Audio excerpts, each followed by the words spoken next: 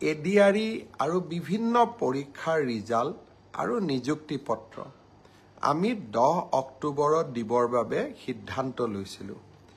কিন্তু যোৱা কেইদিনমানৰ ঘটনা প্ৰবাহ আৰু গুৱাহাটী হাইকোৰ্টৰ এটা ৰায়ৰ বাবে আমি অকণমান থমকি ৰ'বলগীয়া হৈছে। মই আপোনালোকক আজি কোন পৰীক্ষাৰ কোনদিনাখন আমি ৰিজাল্ট এনাউন্স কৰিম সেই বিষয়ে মই আপোনালোকক স্পষ্টকৈ ক'ম, যাতে আপোনালোকৰ মনত কোনো সন্দেহ নাথাকে। পোনপ্ৰথমে মই আপোনালোকক জনাব খুজিছোঁ যে আমাৰ এডিআৰই পৰীক্ষাৰ যি গ্ৰেড 3 আছিলে, অৰ্থাৎ তৃতীয় বৰ্গৰ যি চাকৰি আছিলে, সেই চাকৰিৰ ফলাফল আমি 10 অক্টোবৰ তাৰিখে প্ৰকাশ কৰিম। এডিআৰইৰ চতুৰ্থ শ্ৰেণীৰ যি পৰীক্ষা আছিলে, প্ৰায় 5000 পদ আছিলে, এই পৰীক্ষাৰ ফলাফল আমি 15 অক্টোবৰ তাৰিখে ঘোষণা কৰিম। স্বাস্থ্য বিভাগৰ বিভিন্ন পৰীক্ষাৰ ফলাফল, নন টেকনিকেল, টেকনিকেল, স্বাস্থ্য বিভাগৰ আটাইবোৰ পৰীক্ষাৰ ফলাফল আমি 12 অক্টোবৰ তাৰিখৰ আগতে ঘোষণা কৰিম। এলিমেণ্টাৰী প্ৰাথমিক বিদ্যালয়ৰ শিক্ষকৰ নিযুক্তিৰ বাবে আমি যি পৰীক্ষা বা আমি যিটো নিযুক্তিৰ প্ৰক্ৰিয়া আৰম্ভ কৰিছোঁ, সেই পৰীক্ষাৰ ফলাফল আমি 15ৰ পৰা 20 অক্টোবৰৰ ভিতৰত প্ৰকাশ কৰিম। তাৰ কাৰণ, প্ৰাথমিক বিদ্যালয়ৰ শিক্ষক শিক্ষয়িত্ৰীৰ পৰীক্ষাৰ ফলাফল ঘোষণা কৰাৰ আগতে আমি গ্ৰেজুৱেট টিচাৰ আৰু পোষ্ট গ্ৰেজুৱেট টিচাৰৰ ৰিজাল্ট ঘোষণা কৰিব খুজিছোঁ, যাতে অভাৰলেপিং নহয়, অৰ্থাৎ প্ৰাথমিক বিদ্যালয়ৰ শিক্ষকৰ পদ নিৰ্বাচিত গ্ৰেজুৱেট টিচাৰ বা পোষ্ট গ্ৰেজুৱেট টিচাৰসকলে দখল কৰিব নোৱাৰে আৰু আমাৰ যুৱক যুৱতীসকল যাতে বঞ্চিত নহয়। গ্ৰেজুৱেট টিচাৰ আৰু পোষ্ট গ্ৰেজুৱেট টিচাৰৰ পৰীক্ষাৰ ফলাফল আমি 15 অক্টোবৰ তাৰিখে ঘোষণা কৰিম।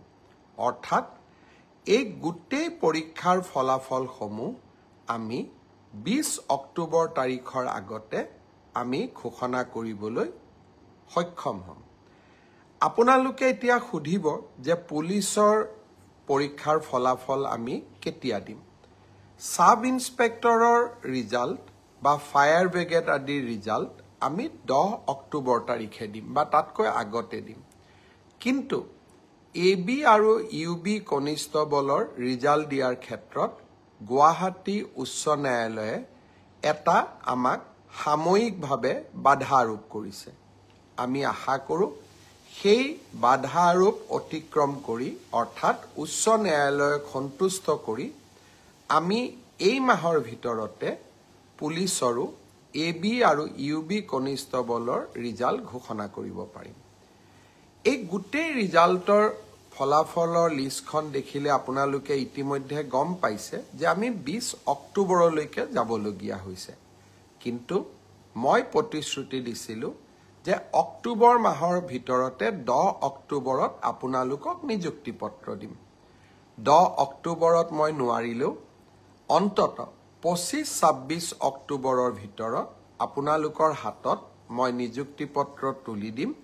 কাৰণ পৰীক্ষাৰ ফলাফল ঘোষণা কৰাৰ পিছতো আমি বিভাগলৈকে কাক কোন বিভাগত দিম ৰেণ্ডমাইজেশ্যন কৰিব লাগে আৰু তাৰ পিছত বিভাগসমূহেও আপোনালোকৰ পোষ্টিং অৰ্ডাৰ উলিয়াব লাগে।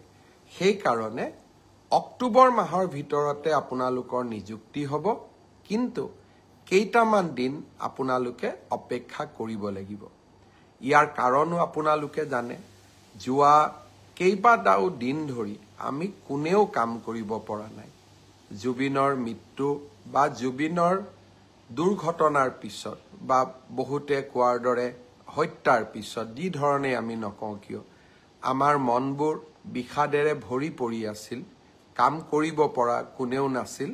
কিন্তু আমি যিহেতু আগুৱাই যাবই লাগিব, সেইবাবে মই আজি আপোনালোকক নিশ্চিতভাৱে কোন পৰীক্ষাৰ কেতিয়া ফলাফল ঘোষণা কৰিব তাক মই জনালো আৰু আপোনালোকে যাতে নৱেম্বৰ মাহতে চাকৰিত যোগদান কৰিব পাৰে তাৰো আমি নিশ্চিতভাৱে ব্যৱস্থা ল'ম